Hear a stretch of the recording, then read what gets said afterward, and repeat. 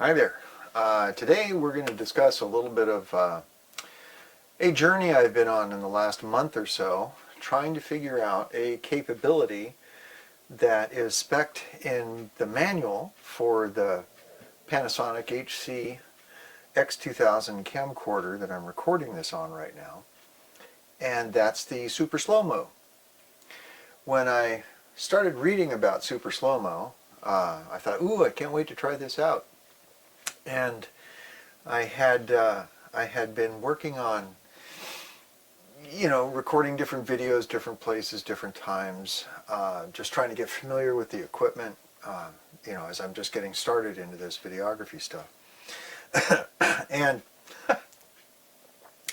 to cut to the chase, I learned that there's different YUV color space available on these cameras in the compression algorithms used by the codecs. So there's 420 on this camera, 420 in 8-bit and in 10-bit as well, and in several important cases 422 10-bit. And to cut to the chase and not try to make a big mystery out of this, the thing I learned the other night was there ain't nothing wrong with a camera, and it isn't something weird that happened that, oh my gosh, my editor can't seem to handle this. It actually turns out to be that my computer has an AMD Ryzen processor and an NVIDIA, I think it's a 3060 video card. And apparently neither the NVIDIA card, if you're using hardware acceleration, or if you switch away from hardware acceleration and just go to the CPU, which would obviously take a very long time, but neither the AMD processor nor the NVIDIA have the support for 422 10-bit. And that was distressing to me because I was not going to be able to use one of the features of my camera, which is the super slow-mo. In super slow, you have the option of shooting in either 1080p at 5994, 23, and I forgot the fraction, it's either 94 or 97, and 2998, I believe. So essentially 60/30 and cinematic 24 frames per second. So if I shoot a scene at the equivalent of 24 frames per second and then play it back at 60, then the video is slowed down a large percentage. So that's what I was trying to do. And I spent, I don't know, a couple of weeks off and on taking time to shoot some sample video and try to figure out how it's organized, and learn a lot about how Panasonic organizes video. Excuse me, when you shoot in different formats and such.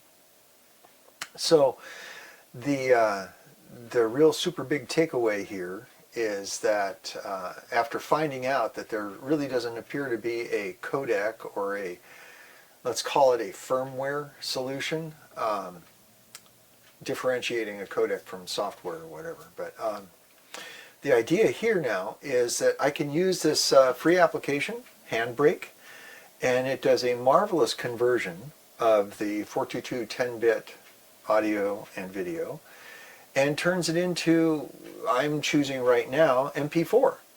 And I can now use my video.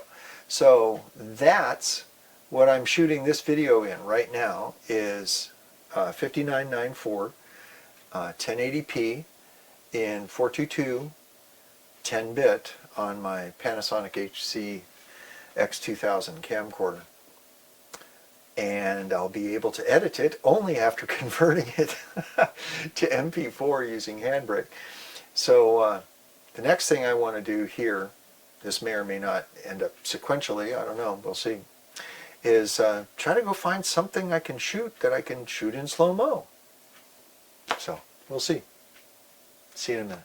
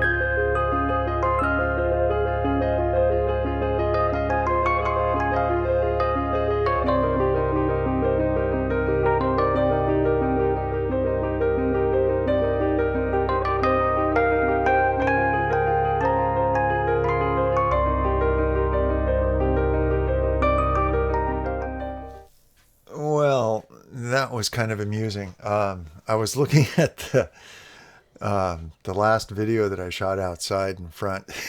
Completely cut my head off. Oh my goodness. I really have to invest in an external monitor so I can see. Anyway, yeah, let me wrap this up. Essentially, after going through the process of acquiring a few images in each of the different supported frame rates in 1080p in MOV that my camera supports. So the upshot is that I can now use and display slow motion video recorded directly off the camera, so I don't have to necessarily always rely solely on the speed up and slow down capability in the editor to be able to do slow-mo. So there you go. That's what I learned today. See ya.